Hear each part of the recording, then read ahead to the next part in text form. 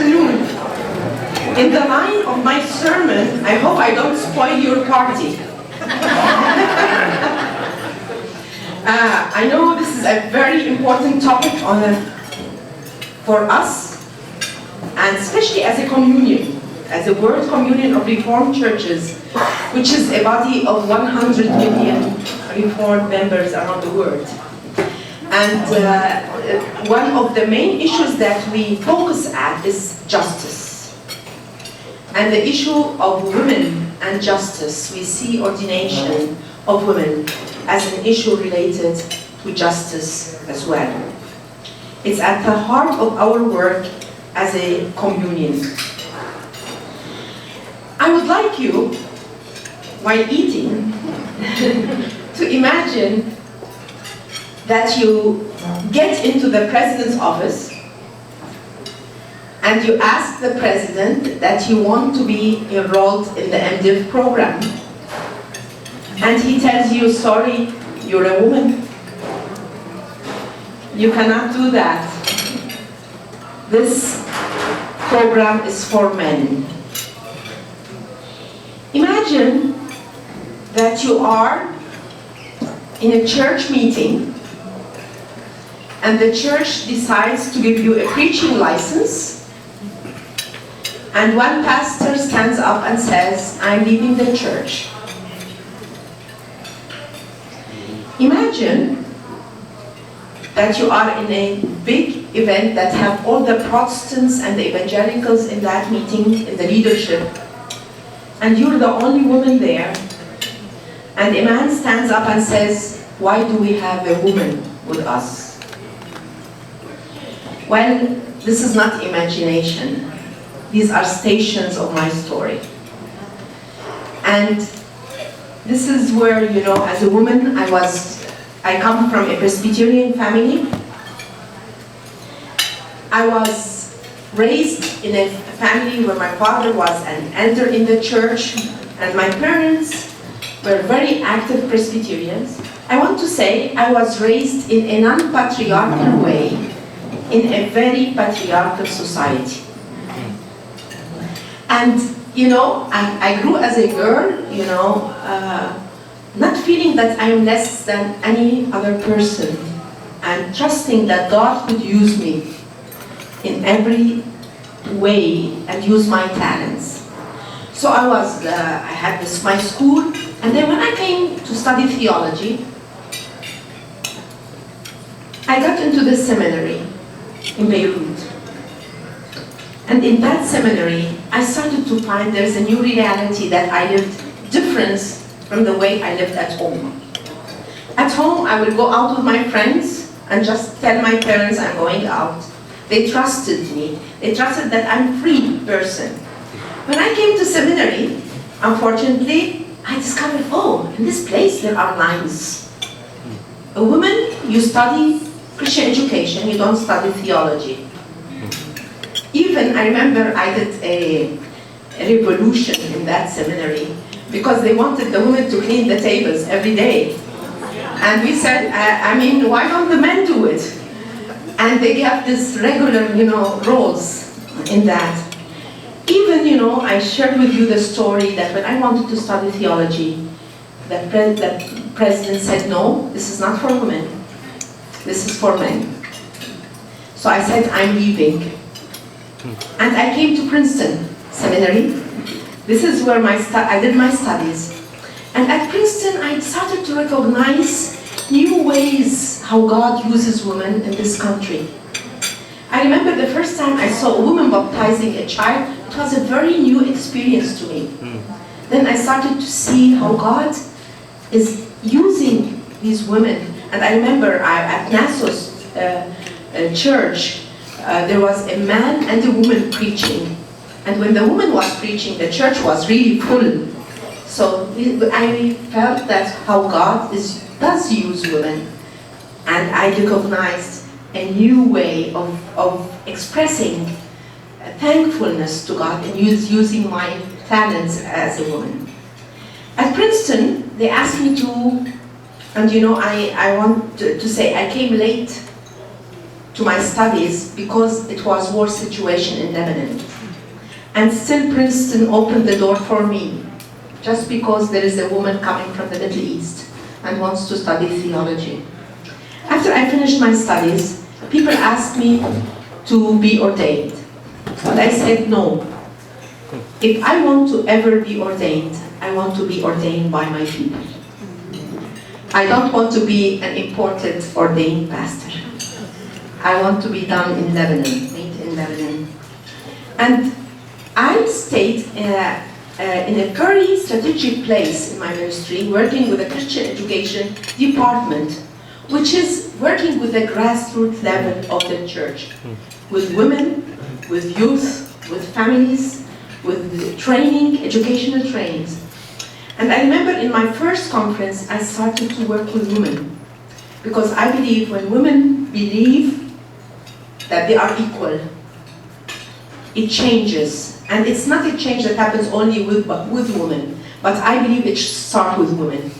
When women see God's work in their life and trust that God will use them fully like anybody else. So I started to work in the head offices of the church. And when I asked the church, you know, I'm here, trained woman coming from outside in these offices, where am I considered? Am I considered with the pastors, or am I considered only with the staff that works in these offices? And at that time, pastors were paid less. So they thought I'm asking this question to get more money. But even God works into these strategies. So they said, what if we give you a preaching license? Would you accept? And I said, yes. And here in 1993, I had the first time a preaching license. A woman was given a preaching license. And in that meeting, a pastor stood up and said, I'm leaving the church. And then the people said, if you want to leave, the men said, if you want to leave, you can leave. But he changed his mind.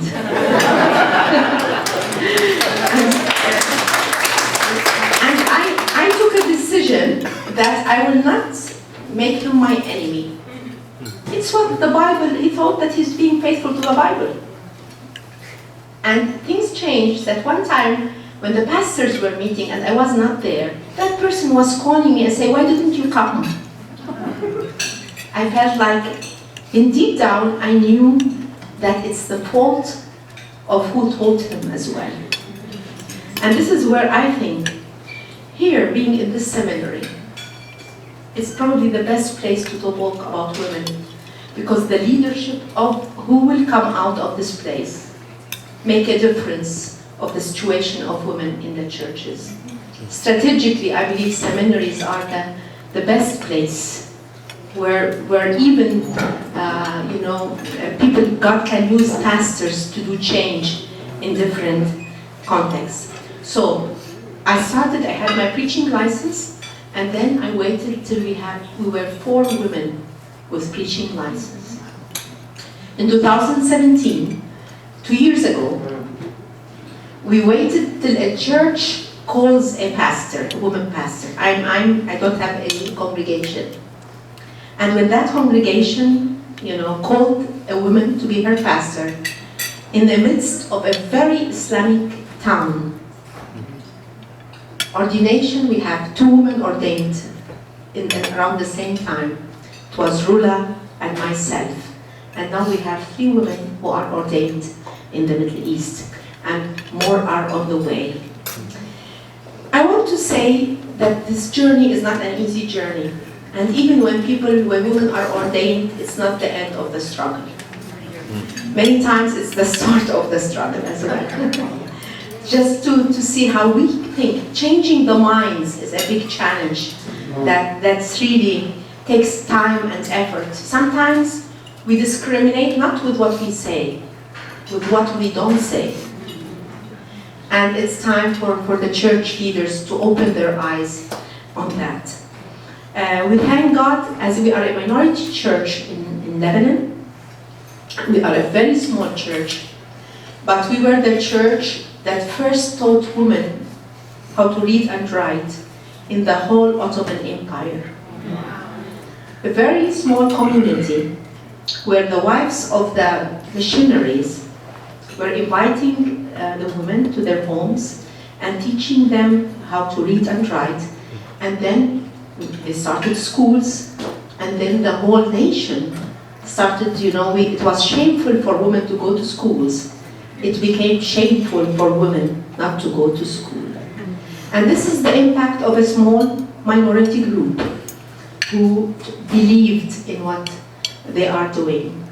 And now we thank God that this is a new start in the Middle East. I never thought it would happen as fast, because when you have war, ordination of women is not seen as a priority. When people are dying, you don't end up talking only about women. But God was faithful, and we have this happening. As a communion, World Communion of Reformed Churches, we are so happy that in our last assembly in Leipzig, 2017, we were able to have half representation from churches with women and men. And even in our executive committee, we have half plus women, and we have other men, you know, men. And for the first time, the World Communion of Reformed Churches has voted to have a woman as a president in 2017.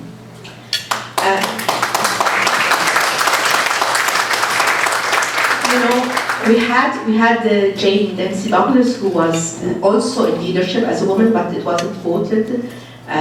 There wasn't a vote. It was because of changes that happened. But she is an impressive woman who did a great job in the life of work then. The WCRC, and I hope this is a time to also talk about this important organization. If you have questions, probably we can talk in the class or later. But one of the main documents that came out of our last assembly, and that was accepted by the General Assembly, is Declaration of Faith on the Ordination of Women. And I hope to share this online, probably with the leadership, so that nobody graduates without seeing that document. It's a document that empowers, you know, the role of women in the churches. We hope by 2021 that WCRC will ensure that all member churches have received, been made aware, and studied the faith declaration on the ordination of women. I want to say, through my struggles, one of the main difficulties to convince people that the issue of ordination, you know, it is biblical. Ordaining women is not, especially in the Middle East, they think it's an imported topic from human rights or imported topic from the West. No, it's a topic from the heart of the gospel. And I believe this is the difficulty, where, you know, people don't see that. This is why preachers are very important to show that this comes out from the core of the Bible. And this is where we hope that our churches in WCRC and around the world will take this document and it will study it, and will be a document that will strengthen them. Also, the WCRC will strengthen and deepen the work around the faith declaration through both deepening and expanding the theological and biblical insights in the document. We hope that by 2024, all our churches will be ordaining women. We are 233 churches. 40 churches don't ordain women, which is not a bad percentage, but it's still in some areas that women are not allowed to be ordained. Recently, the RCEA in Africa, after attending the meeting in Leipzig, went home and decided to start ordaining women. So there are lots of changes happening in that. Also, in our strategic plan, we will be initiating particularly study process of the status of women in member churches through regional consultations. So this will be focusing on regions discussing with the people why women are not ordained, Also, we will be encouraging a process of intercultural learning between regions, particularly to address the cultural, social, theological reasons why women are not ordained. In the Middle East, I think if women are ordained in the Middle East, they can be ordained anywhere. Because I think we have a very, very difficult context where in Islam, women have no leadership. Majority Catholic churches, women are not in leadership. Majority Orthodox Church, women are not in leadership. So here, a tiny, small community ordains women. And I tell you, one of the questions that came to me when I had to, be ordained, is that what happens if we were to ordain you with our relations, with the people around us? And I was shocked that when I was ordained, I received a congratulating letter from a Mufti of Syria who heard about the ordination, and he was congratulating me. Sometimes we worry too much about the results. And I believe it just takes that we do it. And why do we do it? This is one of the things that I have learned through my journey. That ordination is not an act of sympathy towards women. It's an act of integrity of the church. And this is why we are, challenged to ordain women. If we believe, if we walk the talk, if we believe that this is part of the integrity of who we are. Ordination is not a battle between men and women. But together, we have to do the battle for change. And I want to tell you, I thank God that the change happened in my church with the men leadership, not only the women. And we tried not to waste our energy with anger. It needs patience. Because, it was a journey of men and women, saying that the church should change practices. And it went smoother than we thought, because there was a time to think together. And I want to say the young men leaders participated greatly in that, and also the women. So even imagine in the northeast of Syria, which is on the borders of Iraq, we have a woman pastoring a church. And we were surprised because the pastor had to go outside Syria. And that woman did the job, and she is accepted. Sometimes we waste our energy with, it doesn't work here. I believe we are just called to do it and trust that God will use, and God will surprise us in many ways. As I mentioned earlier, ordination stems from our Reformed identity. It's part of our theology, about understanding. It's not a movement from outside. It's not a human rights movement. It's a movement from inside. And this is why sometimes I'm embarrassed when human rights groups do changes that are more Christ-like than the church. This question always surprised me. We are the ones who talk about Christ. And you find these organizations talking about rights clearly, while we don't want to say it clearly. It's a journey, and I tell you, as a woman president, it's a journey for me as well, to see how we can empower each other and how can we rejoice, because it's for the sake of building the body of Christ. I will end up with the saying of a Catholic nun who's my friend.